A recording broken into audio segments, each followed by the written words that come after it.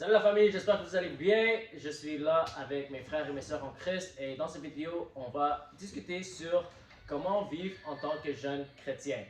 Ok, alors je suis avec mon amie Jennifer. Et t'as quel âge? J'ai 29 ans. Benjamin. J'ai 18 ans. C'est ça, la dépose. Ashley, j'ai 25 ans. Moi, c'est Pedro, 27 ans. Moi, je vais pas vous dire mon âge. Mais je suis le plus vieux. Je suis presque l'âge de Jésus. Oh, presque 3 ans, hein? Ouais. Presque 3 ans? Non. Non, j'ai 32 ans et je vais avoir 33 ans. Ok, ça, c'est non, d'abord. Tu sais, Jésus était un jeune. Ouais. C'est fou. Si Jésus était coréen, il ressemblerait à ça. Jésus! En tout cas, dans cette petite vidéo, on voulait partager un peu sur... Ça, c'est un faux micro, ça sert à rien. C'est pas grave. Ça fait plus poser. Ok. Voulait partager sur comment vivre en tant que jeune chrétien. Ok. Alors, ça va être comme, je vais vous poser des questions et c'est ouvert, comme, mais n'importe qui peut répondre. Ok. Alors, ma première question, c'est quels sont les challenges en tant que jeune chrétien que vous vivez? Quels sont des challenges ou que vous avez vécu? Ok. Ouais. Tu peux aller ou moi? Moi, je dirais que la jeunesse, on est beaucoup dans les histoires de débauche, les sorties, les amis, beaucoup les influences des amis, tout ça. Puis, je pense que c'est un challenge en fait, en tant que jeune chrétien, parce qu'on ne veut pas faire ces choses-là. Puis, il faut qu'on soit bien entouré en fait. Est-ce que ça, c'est des choses que tu as vécues avant que tu es venu à Christ ou même quand tu étais devenu chrétien, c'était toujours comme quelque chose que tu luttais avec? En fait, mon propre témoignage, c'est que quand je suis venue à Christ, c'est comme toutes mes relations dans le monde ont juste coupé. Donc c'était plus simple.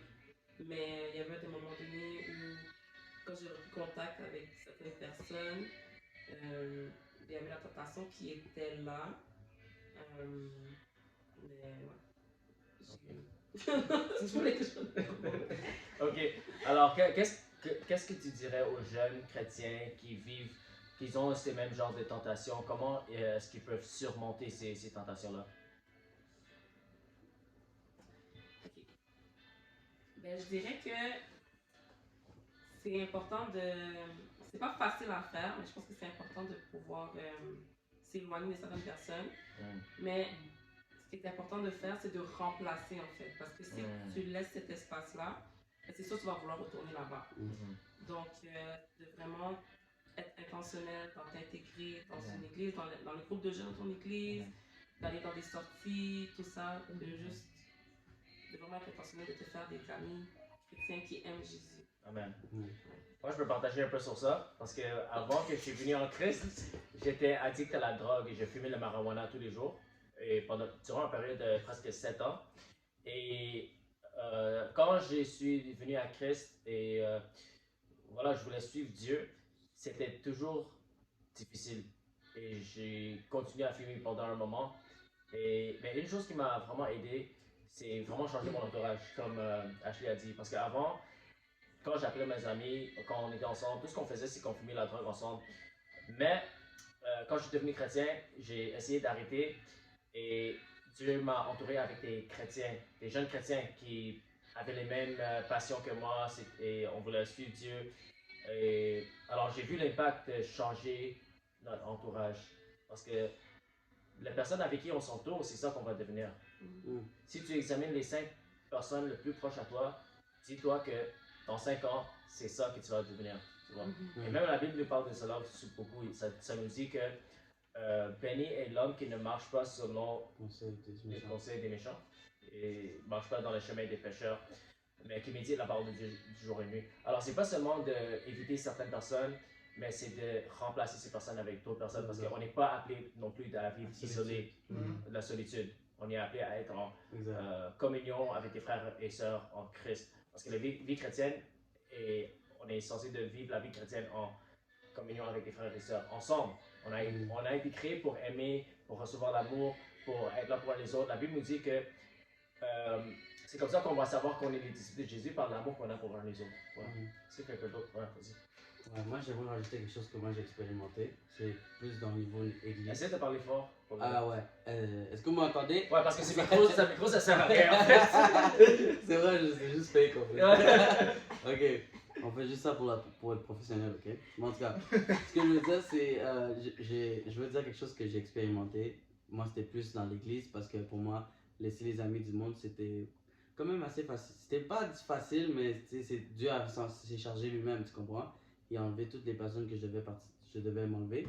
Mais moi, c'était plus euh, les jeunes chrétiens qui à l'église. Qu'est-ce qu'on vit beaucoup, c'est genre avec qui tu es entouré, tu comprends? Tu t'entoures-tu avec des bonnes personnes, tu sais, qui aiment vraiment Jésus ou pas? Parce que même à l'église, tu peux trouver des gens qui sont là, mais nécessairement, ils n'ont pas la même vision que toi, ils n'ont pas soif, vraiment comme le même niveau que toi. Puis tu cherches comme ta propre communauté, genre une communauté saine, tu comprends, dans l'église, tu vois? Puis moi, j'avais ce problème-là. On dirait que c'était juste moi qui étais intéressé à Dieu, tu comprends? Quand je voulais faire un truc, la majorité des personnes ne voulaient pas. Quand c'était des trucs de Dieu. Puis c'était toujours comme chiller. Puis là, à un moment donné, ça devenait juste charnel, tu comprends? C'était comme, il n'y avait Ouais. plus Dieu, tu vois?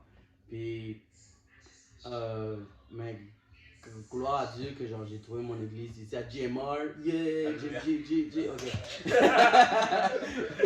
Hashtag GMR, ok. Non, mais c'est ça, comme. Je pense que les jeunes sont beaucoup tentés, ils vont dans des églises que je pense que Dieu utilise les églises beaucoup, mais des fois c'est pas la place qu'ils doivent être. Tu comprends? Ok. Parce que leur manière de leurs besoins qu'ils ont, des fois l'église ne compte pas ça. Ils ont besoin d'être entourés des personnes vraiment de foi. C'est les gens qui aiment vraiment Dieu, tu vois. So, c'est juste ça que j'ai à dire. Amen. Amen. Tu veux ajouter quelque chose? Ouais, c'est juste pour dire que, genre, il y a aussi un truc qui doit marquer, c'est, comme l'a dit les autres, c'est vraiment savoir là où Dieu t'appelle et avoir un entourage qui a les mêmes convictions, les mêmes désirs que toi. Parce que si quelque chose ne te fait pas évoluer, te fera régresser obligatoirement. Donc, du coup, même lorsqu'on entend que entre nous-mêmes, enfants de Dieu, tu dois te poser la question, comme l'a dit le pasteur, les 5 personnes les plus proches sont les personnes avec qui, en fait, qui déterminent qui tu seras. Donc, du coup, ben, tu dois te poser la question pour savoir est-ce que les gens avec qui je suis me poussent à évoluer spirituellement, me poussent à, ou me regressent spirituellement. Voilà que lorsqu'on parle beaucoup, lorsqu'on est chrétien, ça ne veut pas dire qu'on est surhumain. On a tous des problèmes.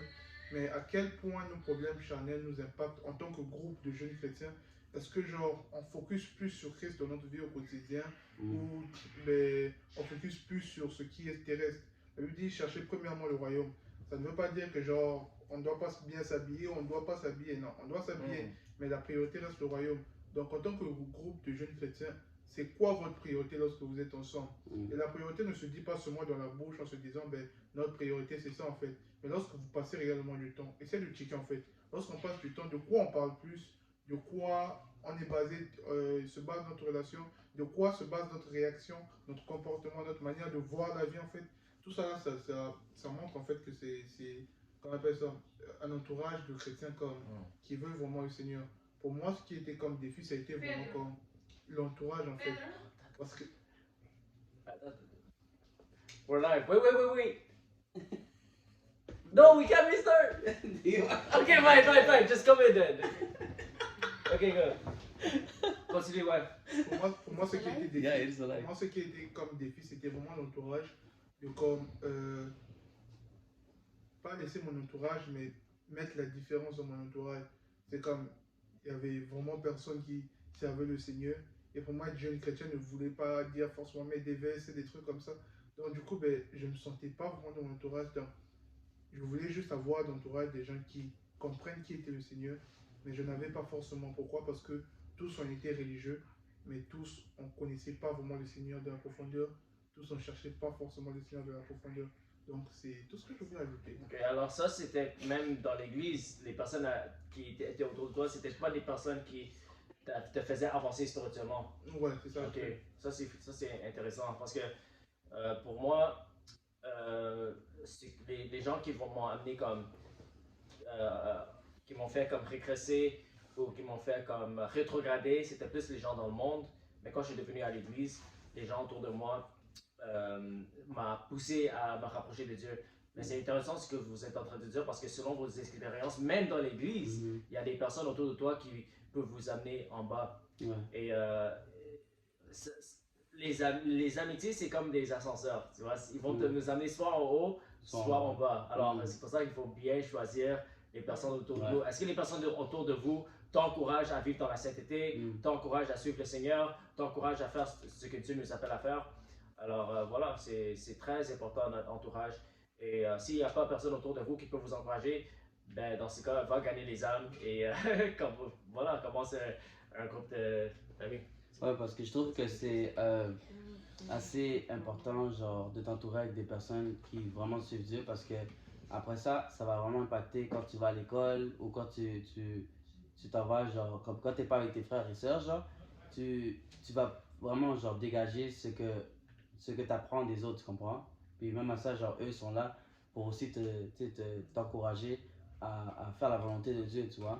Mais si tu es dans une ambiance où ce que personne ne veut faire la volonté de Dieu, genre, toi, tu vas pas être poussé non plus à le faire, tu comprends? So, c'est comme, ça aide quand même, c'est comme un plus, tu vois?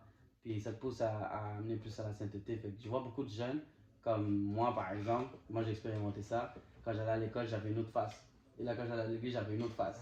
Puis je sais qu'il y a beaucoup de chrétiens qui ont vécu la même chose que moi. Puis merci Dieu que genre, je fais plus ça. So, ouais, c'est ça. Amen. Tu veux dire quelque chose de faire? Toi, t'es né dans une famille chrétienne, c'est ça? Ok, alors est-ce que tu te souviens comme s'il y a un âge où tu as vraiment donné ta vie à Jésus ou c'était comme vraiment jeune? C'était jeune, non? Oui, j'étais jeune, mais il y a eu comme j'ai connu quand même le monde parce que je voulais connaître quand même le monde. Moi, je suis une latina, puis les latinos, c'est plus fort.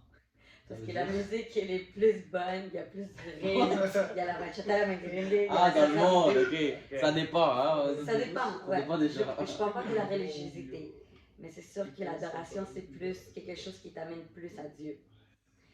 Et et dans le fond, c'est ça, je voulais juste comme découvrir un petit peu c'était comment dehors.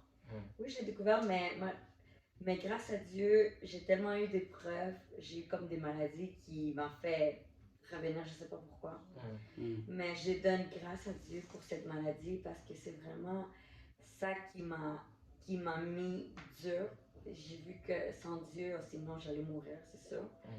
Puis c'est vraiment ça, c'est comme des petites choses. Mais grâce à Dieu, j'ai pas eu vraiment une grosse tentation vers le monde. Parce que je sens que j'étais juste née pour lui. Je sais pas. Amen. Mais alors, les challenges que tu as eu en tant que jeune chrétien, est-ce que c'est. Quand tu parlais de la musique, alors est-ce que c'était comme des boîtes de nuit, des choses comme ça ou non? Les comment? Comme ouais, parce que tu parlais de la musique du monde et tout ça. Ça, c'était un challenge. Ouais, comme oui, c'est sûr que oui. Parce que chanter pour le monde, c'est différent que chanter pour Dieu. Mais ça me faisait mal quand je tombais en amour. Parce que j'étais trop comme sur la personne.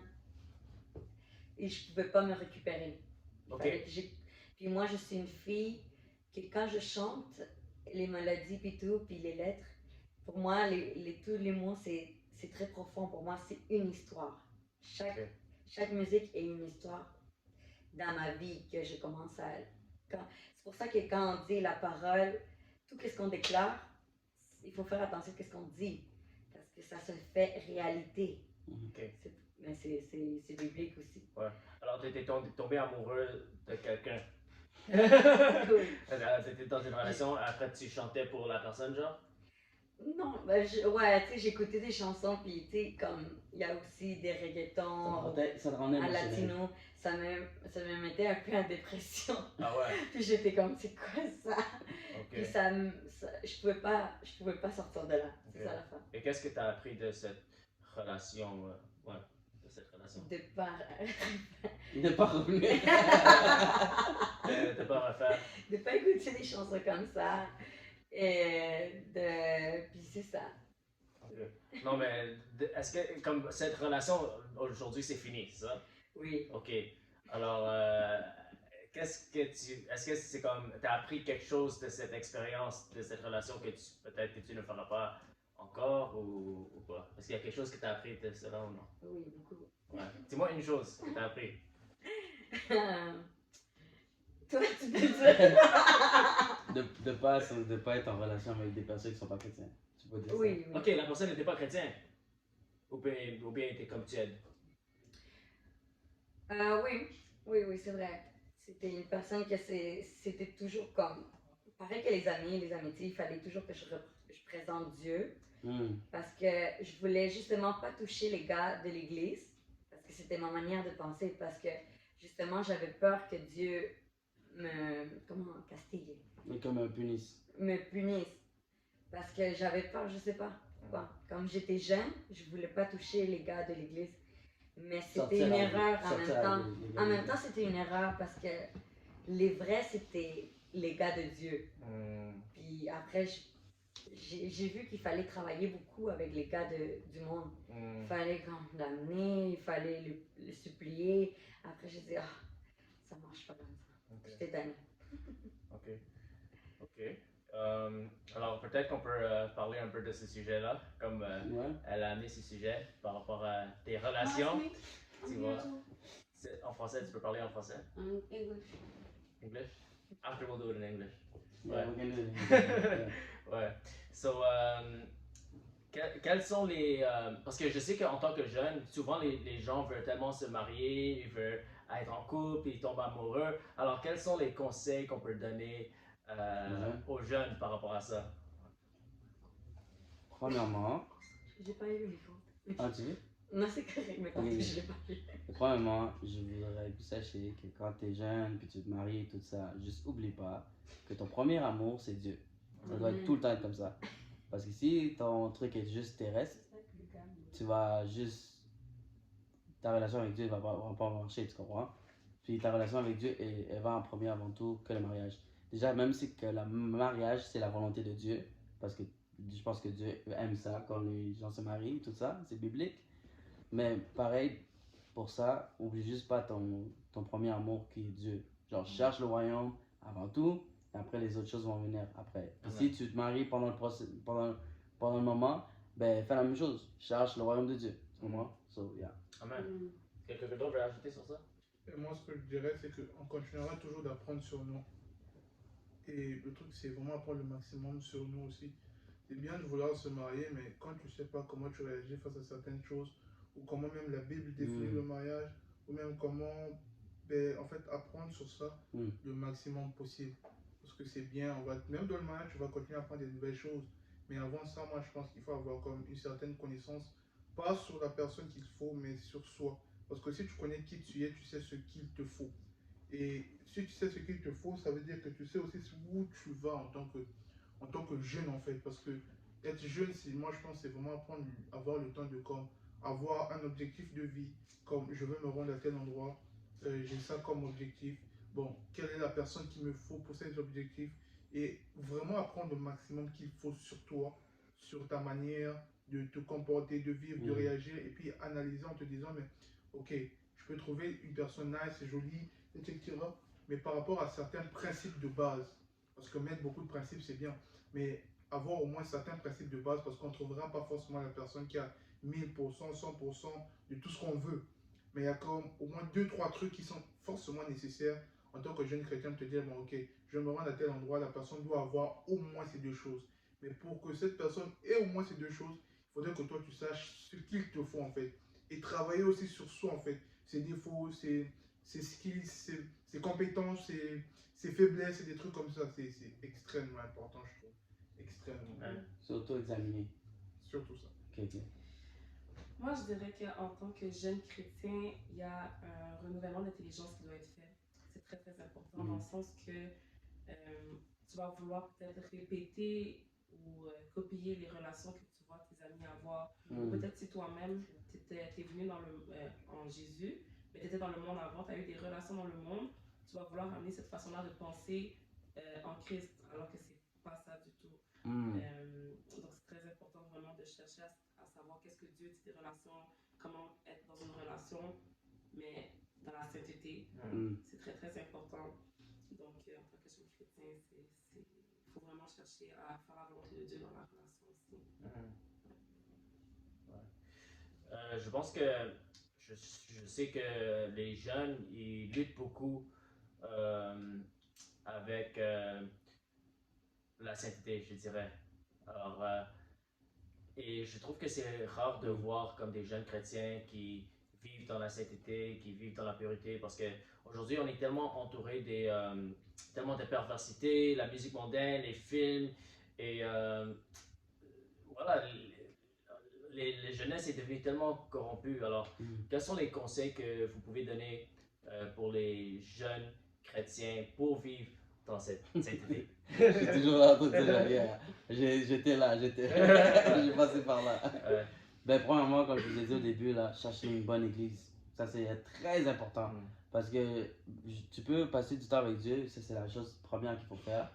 C'est aussi ta priorité, tout ça. Mais avoir une église qui est saine, ça aide beaucoup. Beaucoup parce que tu auras des prophètes, tu auras des gens qui vont discerner, puis vont venir te parler, puis te dire genre comme hey, Dieu m'a dit ça. Genre, puis après ça va juste, you know, like, pousser à juste revenir vers la sainteté, tu comprends? Puis ça c'est très important, genre avoir une bonne église, tout ça, parce que quand tu vas à une église qui est froide, ben ça va juste pas aider là. Tu vas arriver là-bas, puis tu vas juste donner une image. Tu vas être comme, ok, mais ils sont froids, ben moi je vais mettre un masque, puis je vais juste dire comme genre, ok, je vais juste prétendre que je suis bien. Tu comprends?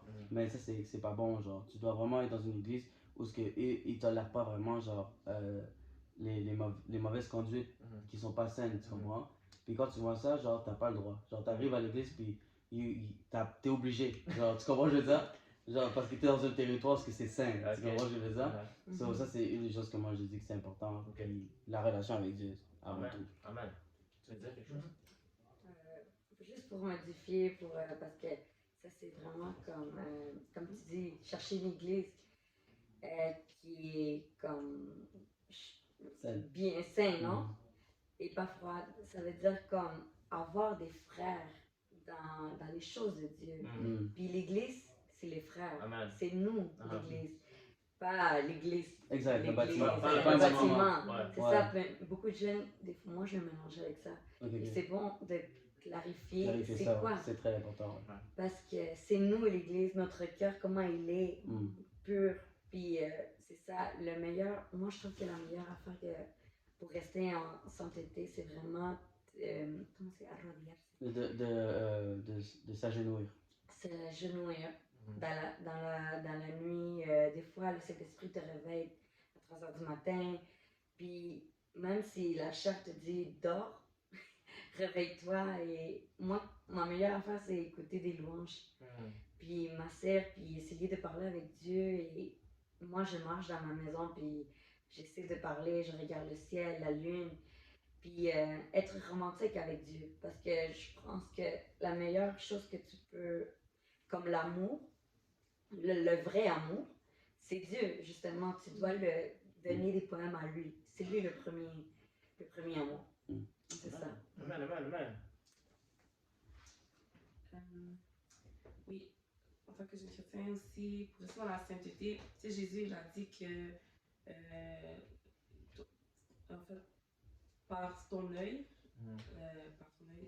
est la lampe du corps. Right? Si je dis bien ça. Donc, c'est important qu'est-ce qu'on regarde.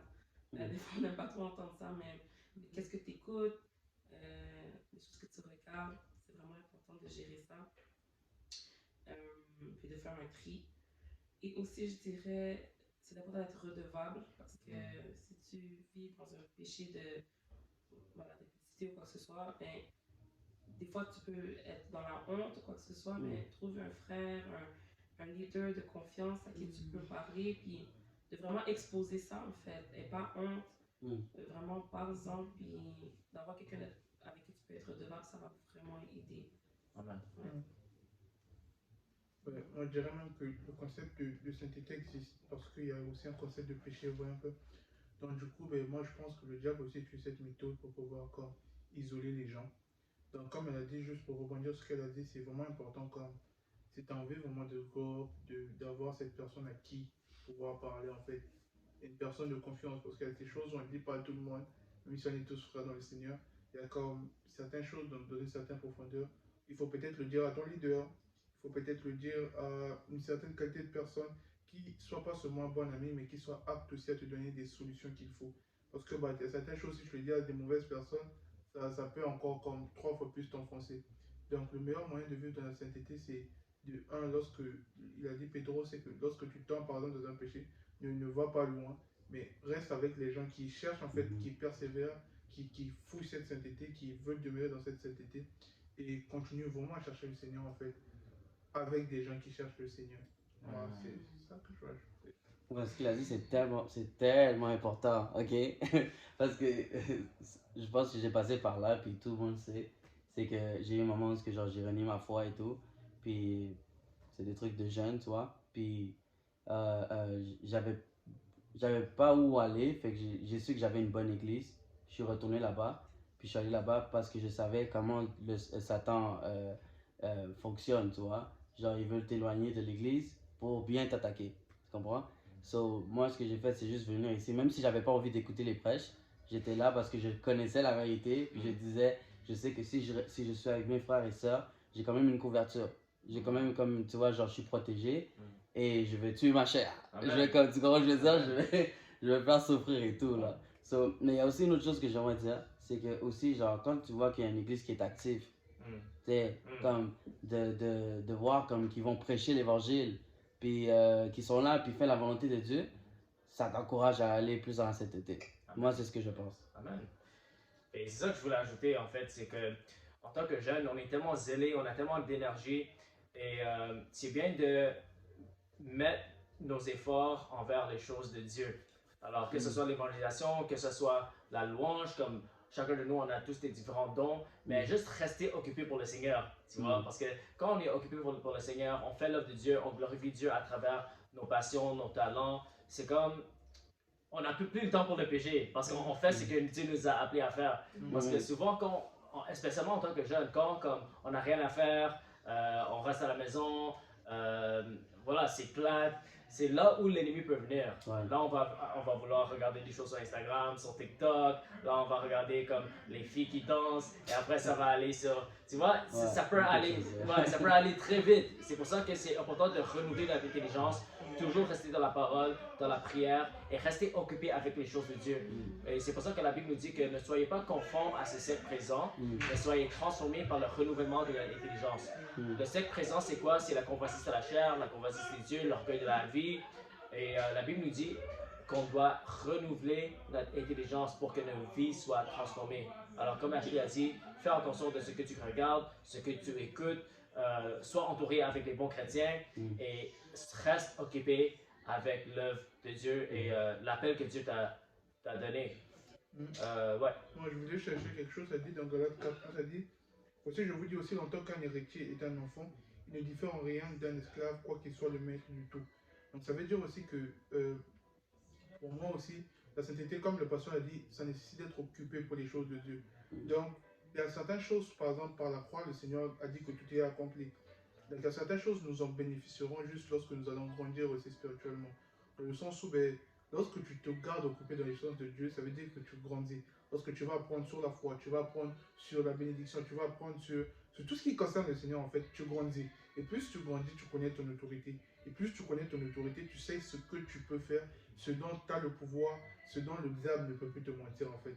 Plus tu grandis dans la sagesse de Dieu, plus tu grandis dans l'enseignement du Saint-Esprit, parce qu'il y a l'enseignement des hommes, mais il y a aussi l'enseignement du Saint-Esprit. Plus tu grandis dans l'enseignement du Saint-Esprit, plus tu as comme une base solide. La Bible dit que genre, celui qui est bâti sur le roc ne peut pas tomber en fait. Et en bâti sur le roc, en vraiment se consacrant en fait, en passant plus du temps, en donnant un peu plus à Dieu. Parce que plus tu donnes un peu plus à Dieu, plus tu t'approches de Dieu. Et plus tu t'approches de Dieu, plus tu laisses facilement certaines choses. Donc c'est vraiment ce que je voulais te dire en fait. Amen. Sorry, dis-moi, c'est something. Ok. Non, tu veux dire quelque chose, vas-y. Ok, non, mais c'est juste parce que moi, j'ai beaucoup expérimenté comme en tant que jeune, comment je me sentais quand j'étais à l'église et tout, quand j'étais pas dans la bonne église. Puis comme j'ai vu que pour moi, genre, on comblait pas ce que j'avais besoin spirituellement, j'ai décidé d'aller chercher les jeunes puis voir comme, tu sais, est-ce que ils vont bien ou pas, tu vois. Puis j'ai remarqué beaucoup que, genre, quand tu es dans une église bâtiment et tout, c'est plus difficile d'interagir avec les autres. Puis j'ai remarqué que les jeunes, il y a un grand besoin, un grand besoin genre de délivrance et tout ça, mais ils savent pas quoi faire, tu comprends? Puis il y a beaucoup de gens qui se refroidissent, puis après qui s'en vont à l'église, puis quand ils vont à l'église, il n'y a pas de différence. C'est comme si tu es toujours dans le monde, puis tout, tu comprends? Puis un jeune m'avait posé une question quand j'avais fait une petite réunion de prière, genre, il m'a dit, comment on fait pour prier? Moi j'étais comme, tu n'as pas demandé au pasteur? Il m'a dit, mais il a l'air occupé.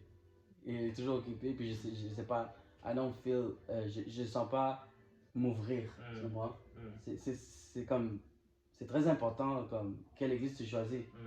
Tu sais, parce que comme, si tu veux vraiment être délivré, tu dois te confesser et avoir une seule communauté, tu vois? Une seule communauté où que, genre, tu peux vraiment t'ouvrir, puis te dire genre, hey, je passe par ça, est-ce que tu peux prier pour moi? Puis pas être dans un truc de hiérarchique, tu vois? C'est toujours comme ça dans les églises, là.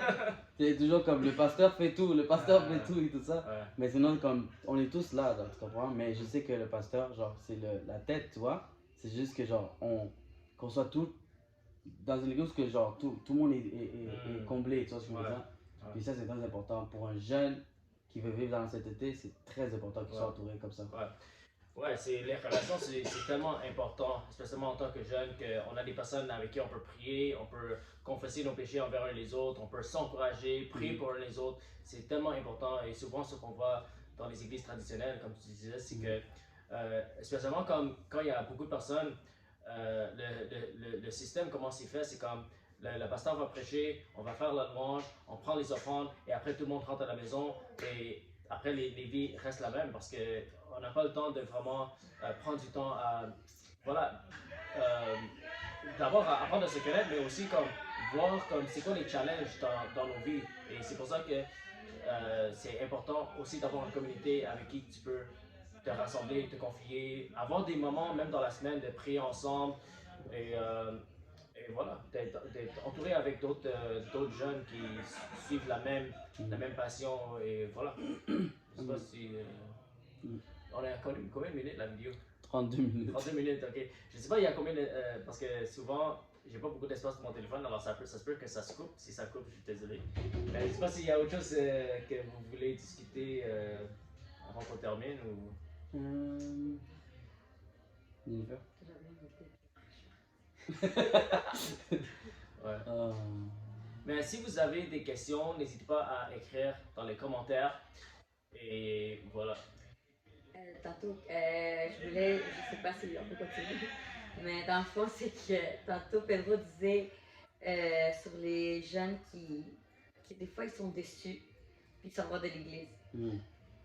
C'est tellement fragile cette période-là où qu'on est blessé, ou peut-être on est blessé par des frères, puis qu'ils ne se répandent pas de cœur. Puis ça se voit qu'il n'y a pas de pureté, mais ils continuent. Comme s'ils étaient bien, mais c'est faux. Il n'y a pas de sincérité envers Dieu, il n'y a pas de pardon de cœur. Et en tout cas, mais le plus important, c'est que toi, au moins, même si c'est pas ta faute, c'est important de pardonner le frère qui t'a blessé ou la soeur qui t'a blessé.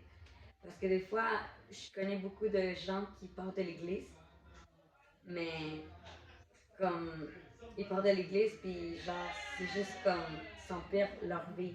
Puis ils veulent comme juste comme oublier le passé, puis ils vont dans un mauvais chemin. Puis c'est ça qui est très dangereux avec les jeunes. Ça peut être, il peut se comment on dit, il peut aller comme, il pense que genre aller au clubé, c'est danser, puis boire de l'alcool, c'est la meilleure affaire. Puis c'est pas comme ça, c'est l'ennemi qui va vouloir, dans le moment, il va vouloir t'amener dans le mauvais chemin. Puis il faut faire attention avec ça. Puis je voulais dire ça parce que c'est sûr qu'il y a beaucoup d'églises qui vont avoir ce conflit-là. Puis il faut que tu fasses attention avec ta vie. Parce que c'est sûr que Satan va venir, comme se dit dans la Bible, à dévorer, à détruire. À détruire, puis à dévorer. Ouais. Dévorer, ouais, c'est ça. Et c'est ça que je voulais dire. Amen, amen, amen, amen. Est-ce qu'il y a autre chose que vous pouvez ajouter avant qu'on termine? Sinon, je pense qu'on va finir. Tu veux dire quelque chose? Je sais pas, on dirait que j'ai tellement de choses à dire. J'ai tellement expérimenté, mais là, j'ai plus les mots en ce moment. So, je pense qu'on va arrêter là. Ouais. Mais c'est bon pour. Mais on va sûrement faire d'autres vidéos. Alors n'oubliez pas de vous abonner, liker, commenter, partager et suivez Pedro sur Instagram, c'est là. Sur YouTube, S3L4H. Suivez Jennifer sur YouTube, Jennifer Gonzalez. Gonzalez. Cabrera. Suivez Benji sur Instagram. Mon nom. Ashley. Dis ton nom. Solo de guerre. Solo de guerre. Solo de guerre sur Instagram. Ashley, où est-ce qu'on peut te suivre? Sur Instagram. Princesse Dana. Princesse Dana, ok. Suivez-moi aussi sur Instagram, TikTok, Twitter, YouTube, Sur toutes les toutes plateformes. les plateformes. Ouais. Andrew Show. N'oubliez pas de liker hein, Ouais. et share. Puis avoir plus de views. Non, c'est pas vrai. Je peux fermer la vidéo, s'il te plaît. Ok, c'est bon. Bye. Bye.